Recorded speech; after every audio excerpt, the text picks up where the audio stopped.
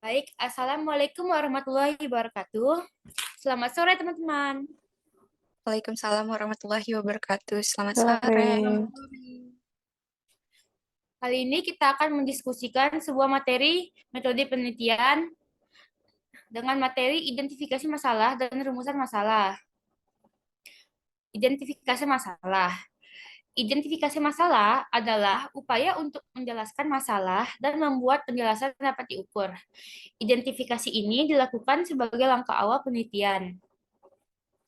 Identifikasi masalah dalam suatu penelitian merupakan langkah yang diambil oleh seseorang peneliti di awal riset. Peneliti sendiri akan melakukan identifikasi masalah dengan menjelaskan terlebih dahulu apa masalah yang ditemukan, serta bagaimana masalah tersebut akan diukur lalu dihubungkan dengan suatu prosedur penelitian. Kedua, bagian identifikasi masalah. Yang pertama, identifikasi dengan jelas akar penyebab masalah. Mengidentifikasi suatu masalah harus memuat akar penyebab yang jelas. Di dalamnya, memuat asal-muasal masalah terjadi. Misalnya, kita membahas masalah kemiskinan. Untuk mengidentifikasi masalah tersebut, kita harus menjelaskan faktor-faktor yang menyebabkan kemiskinan, seperti sempitnya lapangan pekerjaan, rendahnya upah, dan sebagainya. Yang kedua, mengembangkan pada suatu fenomena. Setelah menjelaskan penyebar masalah, kita harus mengembangkan efek atau dampak masalah tersebut secara lebih luas. Mengambil contoh sebelumnya, harus menerangkan dampak kemiskinan untuk kondisi perekonomian dalam lingkup nasional. Jadi, tak hanya sebatas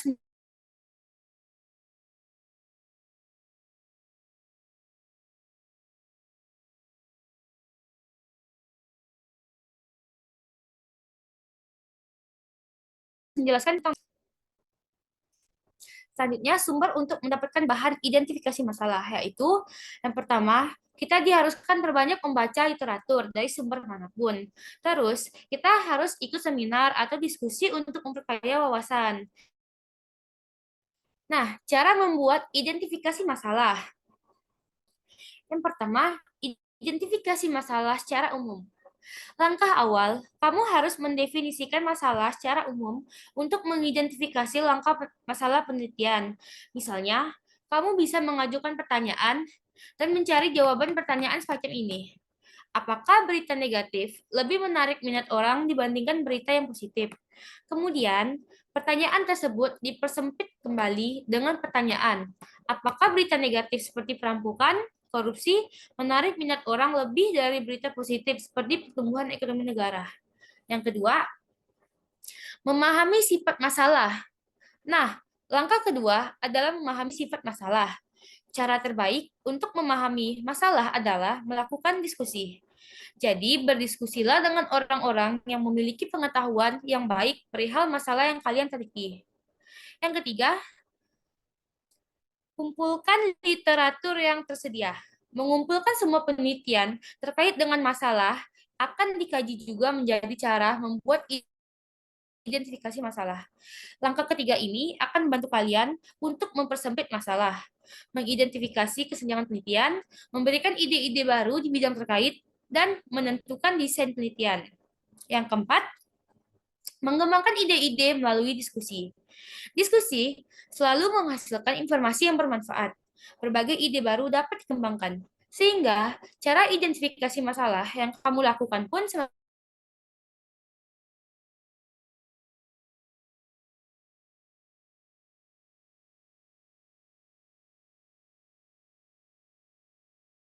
dengan bersama. Atau yang kelima, menyusun ulang masalah penelitian. Setelah identifikasi masalah dibuat, cara membuat identifikasi masalah berikutnya adalah baca dan susun kembali masalah penelitian menjadi istilah operasional. Setelah mudah dipahami, literatur yang dibutuhkan sudah ada, dan diskusi tentang masalah telah dilakukan, maka pertanyaan disusun. Selanjutnya, materi tentang rumusan masalah akan dibacakan oleh Vanessa. Baik, selanjutnya rumusan masalah. Rumusan masalah adalah pengarah tujuan dari sebuah tulisan ilmiah agar fokus terhadap pembahasan hal tertentu. Solusi untuk memudahkan penulis dalam meneliti karena fokus penelitian yang sudah dipersempit. Rumusan suatu masalah digunakan untuk menghindari adanya fokus penelitian yang bisa melebar dan tidak sesuai dengan tujuan awal pembuatan. Adanya rumusan suatu masalah membuat penulis mencari jawaban atas pertanyaan yang dikemukakan, sehingga penelitian nantinya memiliki sebuah kesimpulan.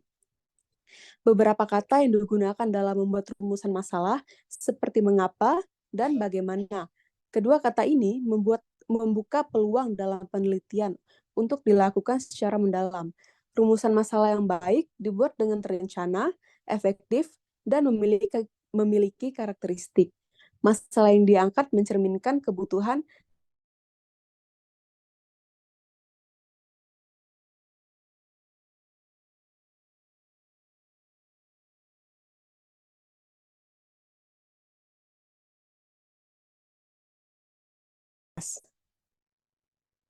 Baik, selanjutnya cara membuat rumusan masalah.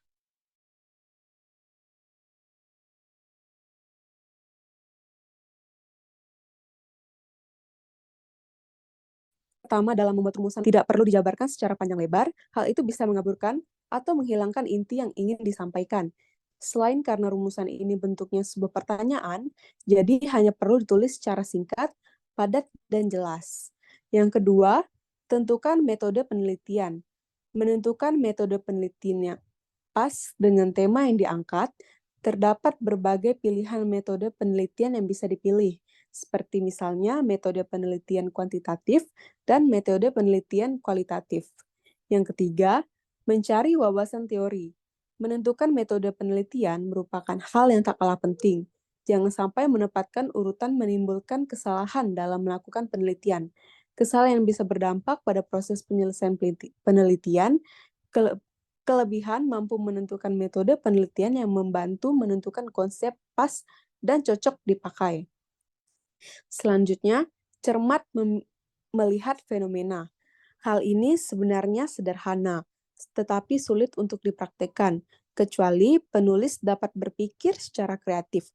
Peneliti tidak akan kesulitan dalam membuat rumusan masalah, karena bisa didapatkan banyak sekali, dan biasanya kesulitan dalam membuat rumusan masalah muncul karena terlalu jauh berpikir demikian. Nah, yang terakhir, menggunakan 5W plus 1H. Cara ini dilakukan jika peneliti mengalami kesulitan dalam menentukan topik dan tema penelitian. 5W plus 1H bisa diterapkan untuk menemukan rumusan masalah, hanya dengan membuat pertanyaan yang menarik dan sebanyak mungkin, agar mudah dalam menentukan bahasan yang diangkat untuk rumusan masalah penelitian. Selanjutnya,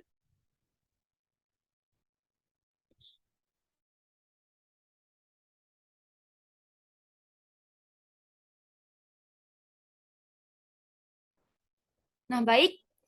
Setelah materi dipaparkan, apakah ada yang ingin didiskusikan atau ditanyakan?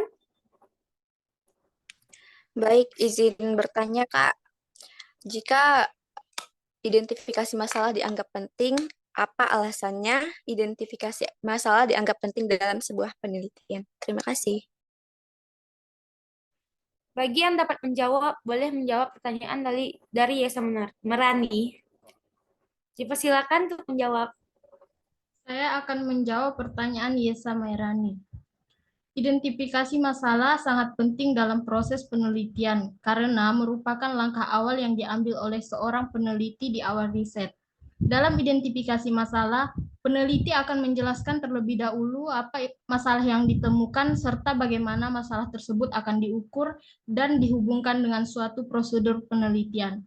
Dengan melakukan identifikasi masalah yang tepat, peneliti dapat memastikan bahwa penelitiannya akan fokus dan relevan dengan tujuan penelitian yang ingin dicapai.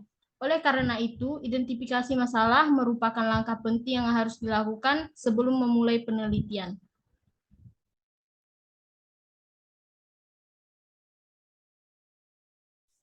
Oke, apakah masih ada yang ingin didiskusikan? Izin bertanya, bagaimana cara membuat definisi masalah menjadi lebih terukur atau measurable? Yang bisa menjawab boleh untuk menjawab pertanyaan dari Tia Tarsela Katie.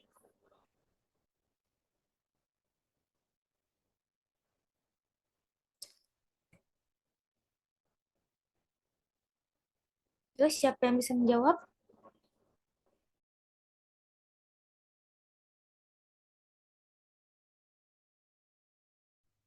Baiklah, saya izin menjawab pertanyaan dari Kak Tia. Cara membuat definisi masalah menjadi lebih terukur dan measurable adalah dengan mendefinisikan masalah secara jelas dan spesifik. Hal ini dapat dilakukan dengan mengidentifikasi akar penyebab masalah dan mengembangkan efek atau dampak masalah secara lebih halus. Dalam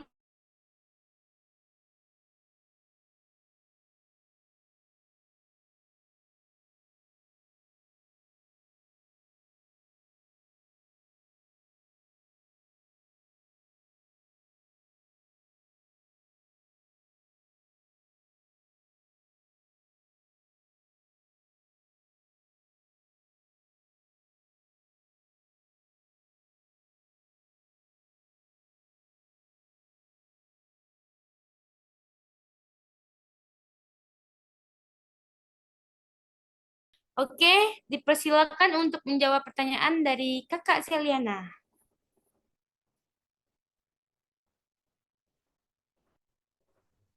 Baiklah, saya akan menjawab pertanyaan dari Kak Seliana.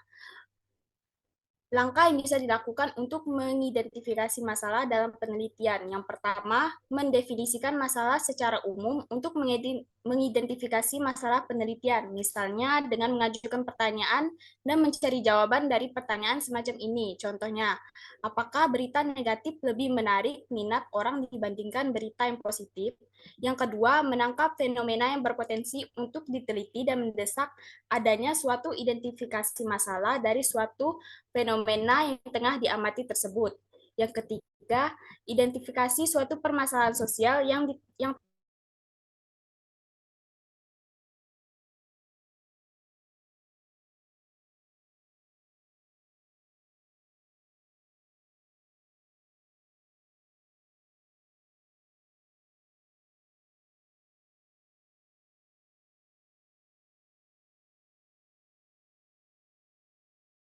secara lebih luas.